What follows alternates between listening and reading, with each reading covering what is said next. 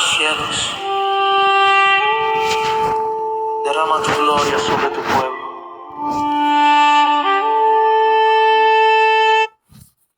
Hola, ¿qué tal? De parte de Ministerios Jerusalén les mandamos un fuerte abrazo. Hoy vamos a estudiar la historia de Nehemías. Nehemías, el hombre que restauró la ciudad arruinada. En la historia de Israel hay nombres que parecen comunes, pero algunos nombres son profecías caminando. Uno de ellos es Nehemías. Su nombre en hebreo, Neheyan, significa Dios consuela, Dios trae consuelo, Dios restaura después del dolor. Ese es el significado de Nehemías. Y curiosamente, ese nombre parecía cumplir una profecía escrita muchos años antes por el profeta Isaías. El profeta había dicho: reedificarán las ruinas antiguas, levantarán los asolamientos primeros, restaurarán las ciudades arruinadas. Isaías 61:4.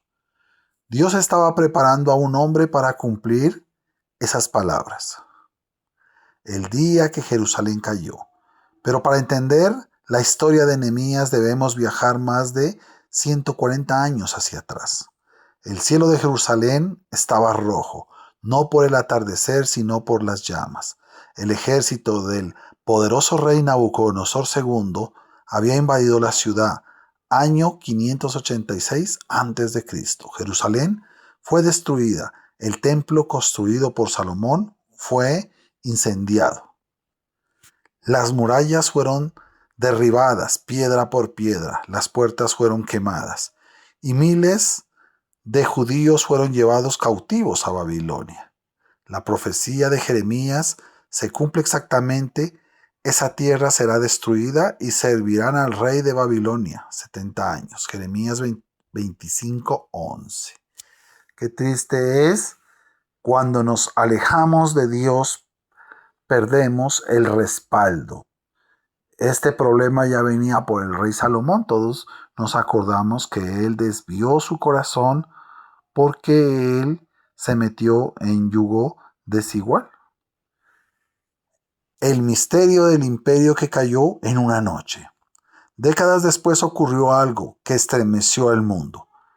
En el palacio de Babilonia, el rey Belsasar mandó a traer las copas sagradas del templo de Jerusalén. Copas que habían sido dedicadas a Dios. Las usó para beber vino, pero mientras celebraba, el aire del salón se volvió frío y de repente una mano apareció en la pared. Una mano invisible comenzó a escribir. Todos temblaron. El único que pudo interpretar aquel mensaje fue el profeta Daniel. El mensaje decía: Mene, Mene, Tekel, Uparsin. Daniel explicó: tu reino ha sido pesado y ha sido hallado falto. Aquella misma noche el imperio cayó. El ejército del rey de Persia, Ciro el Grande, conquistó Babilonia y el mundo cambió. Décadas después algunos judíos regresaron a Jerusalén, pero lo que encontraron fue desolador. Jerusalén estaba ubicada en las montañas de Judea, a unos 760 metros sobre el nivel del mar. La ciudad estaba rodeada por valles naturales, valles de Cedrón al oriente, valles de Hinón al sur, valle de Tiropeón atravesando la ciudad. En la antigüedad Jerusalén estaba protegida por murallas que rodeaban su ciudad. Las murallas tenían en algunos tramos estas murallas de altura, 12 metros de ancho, 3 metros de gruesor. Esa era una altura. Pero ahora todo estaba destruido. Las piedras estaban tiradas, las puertas carbonizadas. Sin muros no había defensa, sin defensa no había comercio, sin comercio no había vida. Se derrumban esos muros. Hablamos unos muros que se habían derrumbado estamos hablando de 5 kilómetros. Esos muros, recordemos que eran muy anchos, muros de anchos de 3 metros, de largos 12, de altos. Entonces no era tan fácil reconstruir. Más de 50,000 personas se dieron por vencidas. Dicen historiadores que pasaron muchos años. Hablan de que la gente se dio por vencida. Nadie creía en las promesas de Dios. Se habían alejado al ver la ciudad devastada, en ruinas. Cayeron los sacerdotes, porque los sacerdotes ya no predicaban, ya no hacían rituales. La gente ya no invocaba el nombre de Dios. Su fe, digámoslo, decayó. Un hombre lejos de su tierra, a más de 1200 kilómetros de distancia, en el corazón del imperio persa vivía un judío. Su nombre era Nehemías. Ya hablamos de su significado, el poder de restaurar. Trabajaba para el rey Jerjes. Su cargo era delicado, era el copero del rey. Eso significa probar el vino antes del rey para evitar que lo envenenen. Ese trabajo, todos los días él tenía que probar el vino y sus alimentos para que no lo envenenen. De hecho, de que era un trabajo de mucho riesgo, pues se sobreentiende de que él comía muy bien. Porque este rey, estos imperios eran gobernados sobre 120 provincias. Entonces todos los días habían platos típicos. Su comida era muy buena. Sus ropas eran unas ropas muy hermosas. Él vivía en la corte con el rey. Era un cargo enorme, de enorme confianza, pero también un cargo mortal, porque si el vino estaba envenenado, hasta ahí llegaba. Él moría.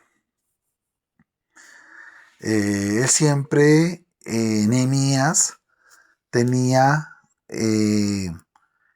esa fe a pesar de todo lo que él miró, que quedó en ruinas, su ciudad y todo lo que pasó. Él nunca perdió la fe en su Dios. Y por eso estaba en el lugar que estaba. Pero un día llegaron viajeros, cuenta la historia, de Jerusalén. Nehemías les preguntó cómo está la ciudad. La respuesta fue devastadora. El muro de Jerusalén está derribado, sus puertas quemadas a fuego. Nehemías 1:3. Nehemías se sentó y lloró. Mucha gente que está fuera de su patria, cuando le cuenten algo de donde salió, quiere buenas noticias, y si no se va a poner muy triste por los suyos. Y dice que él en ese momento se sintió mal, sí, pero él decide utilizar las armas más poderosas que tenemos, que es el ayuno y la oración. Muchas personas de pronto no creen en estas armas, pero él preguntó que cuáles eran los problemas. Dijeron, los problemas es de que no solamente es que está en ruinas la ciudad, sino que la gente se fue de la ciudad y los que quedaron, no hay trabajo, no hay oportunidades de trabajo, se endeudaron, les quitaron sus hijos. Entonces habían problemas económicos, habían problemas civiles. Muchas veces hay gente que le pide a Dios de que le pague una deuda, pero acá era un desafío muy grande, porque Nehemías se dio cuenta que el único que podía hacer algo era Dios, lo imposible. Y comienza a pedirle a Dios de que haga volver, primero que todo, levante los muros, que no era fácil. Levantar 5 kilómetros de muros para un solo hombre era imposible. Le pedía de que se paguen las deudas de 50,000 personas. Eso también era algo imposible.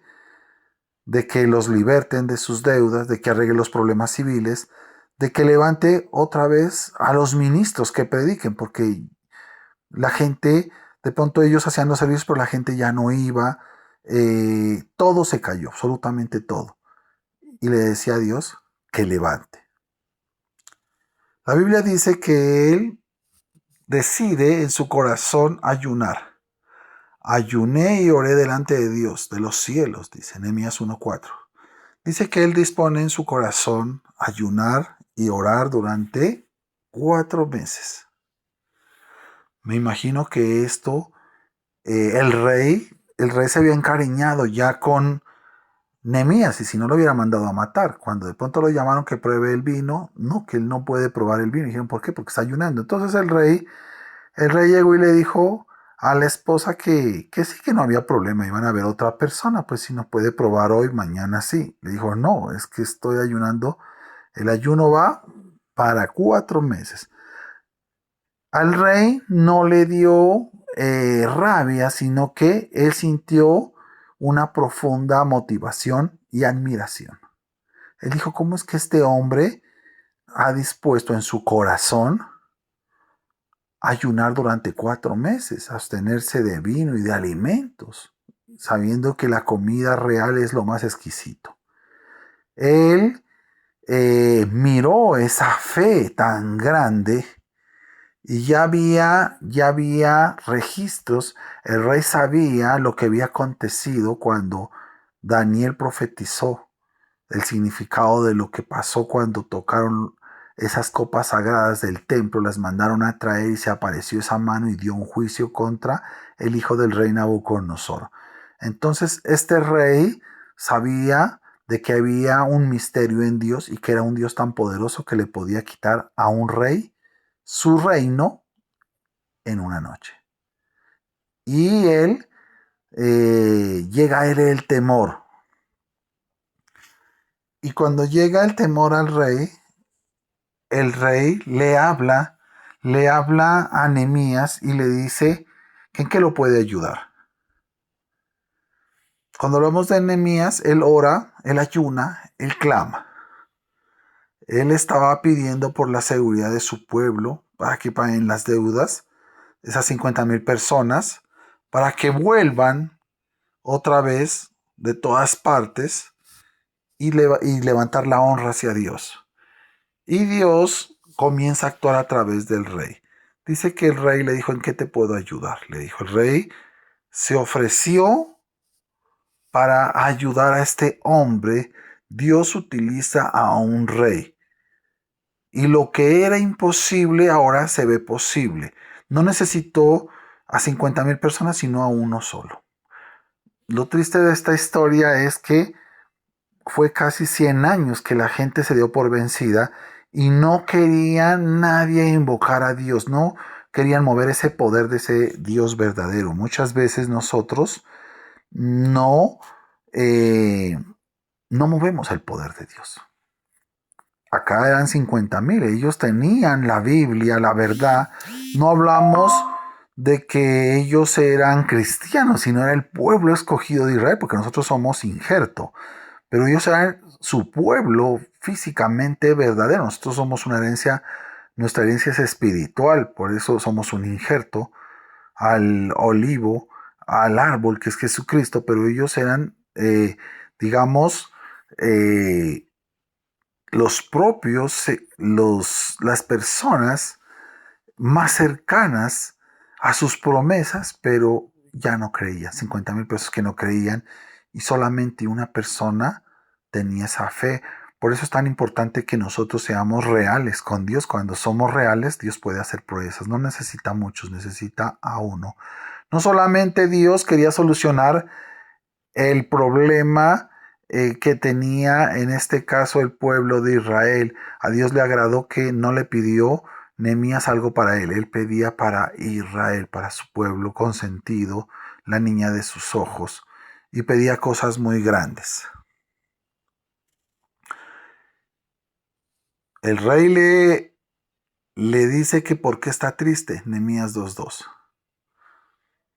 Era peligroso en la corte persa. La tristeza frente al rey podía ser vista como una traición, pero él ya se había encariñado y para él era como parte de la familia, porque ya no lo veía como un sirviente, lo veía como un familiar, pero también en él se movía el temor de Dios.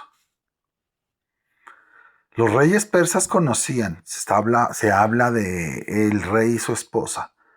Recordaban aquella noche cuando se apareció la mano y escribió esto en la pared. Sabían que Dios de Israel era un Dios que podía quitar reinos. Dios puede quitar reinos.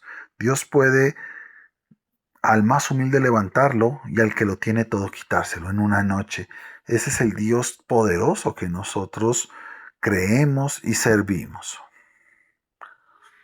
Nehemías, cuando le dice el rey que le ayuda en lo que sea, porque era cosa seria, ya no solamente era el cariño, sino también él sabía que era un Dios de poder, un Dios temible. Le dice que en qué puede ayudar. Entonces Nehemías le dice que quiere un permiso para ir a Jerusalén. Posiblemente le dijo necesito 2 meses, aunque la Biblia dice que él se demoró menos de 2 meses, pero le pidió permiso para reconstruir. Se iba a cumplir la profecía de Isaías. Nos va a poder para restaurar ciudades arruinadas. No solo físicamente, sino espiritualmente. Aquí se cumple literal. Cartas de autoridad para los gobernadores. Madera del bosque real para las puertas. Protección. Él pidió protección. Hasta escoltas pidió. Tiempo para reconstruir la ciudad. El rey aceptó absolutamente todo. Yo creo que él dijo, yo no me quiero meter con esa mano que vaya a aparecer y quién sabe qué me escriba. Él sabía de que Dios era temible. El rey le concedió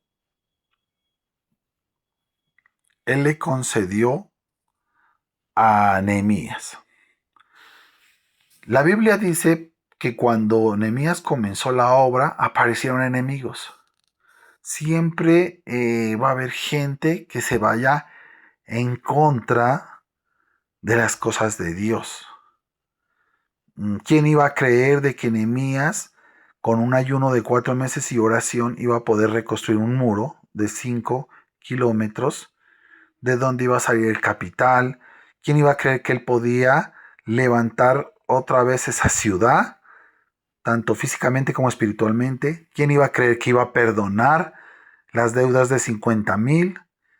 Volver a que esté otra vez esta ciudad como en el principio.